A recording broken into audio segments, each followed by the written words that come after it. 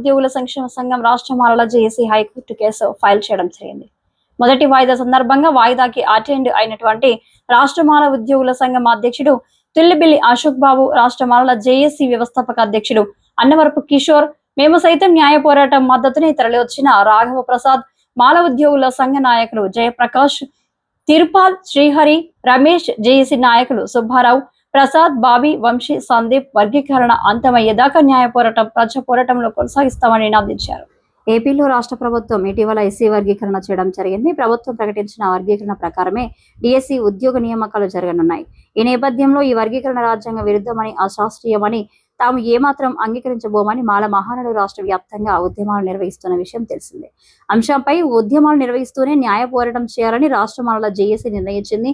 ఈ మేరకు ఏపీ హైకోర్టులో పిటిషన్ దాఖలు చేసింది. ఇంతకు ముందే విచారణకు స్వీకరించిన హైకోర్టు సోమవారం ఈ పిటిషన్ పై తొలి విచారణ చేపట్టింది.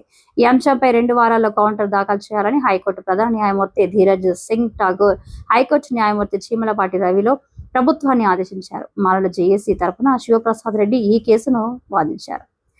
ఈ సందర్భంగా మొదటి వాయిదాను పర్యవేక్షించడం కోసం రాష్ట్ర మాల ఉద్యోగుల సంఘం అధ్యక్షుడు తుల్లిబిల్లి అశోక్ బాబు, రాష్ట్ర మాలల జేఏసీ వ్యవస్థాపక అధ్యక్షులు అన్నవరపు కిషోర్, రాఘవ ప్రసాద్, మాల ఉద్యోగ సంఘం నాయకులు జయప్రకాష్, తిరుపాల్, శ్రీహరి, రమేష్, జేఏసీ నాయకులు సుబ్బారావు, ప్రసాద్, బాబీ, వంశీ, సందీప్లు విజయవాడ హైకోర్టుకు వెళ్లారు. వర్గీకరణ అంతమయ్యేదాకా ప్రజా పోరాటాలు, న్యాయ పోరాటాలు చేస్తామని వారు అక్కడ నినాదించారు.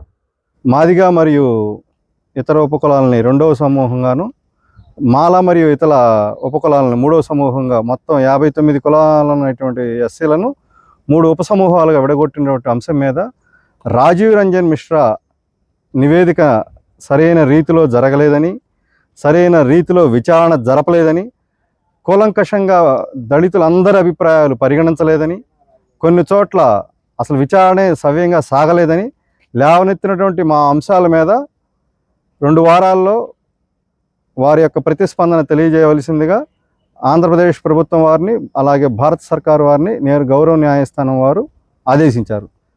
తదుపరి వాదనలప్పుడు వారి ప్రతిస్పందన కూడా తెలియజేసిన తర్వాత మన అంశాలను కూడా పరిగణించి వారి యొక్క అభిప్రాయాలను కూడా కూలంకషంగా చూసి, చర్చించి, తర్కించి, శోధించి, సాధించి తీర్పు తదనంతరం మనకు అనుకూలంగా వస్తుందని ఆశావహంగా వ్యక్తం చేస్తున్నాం.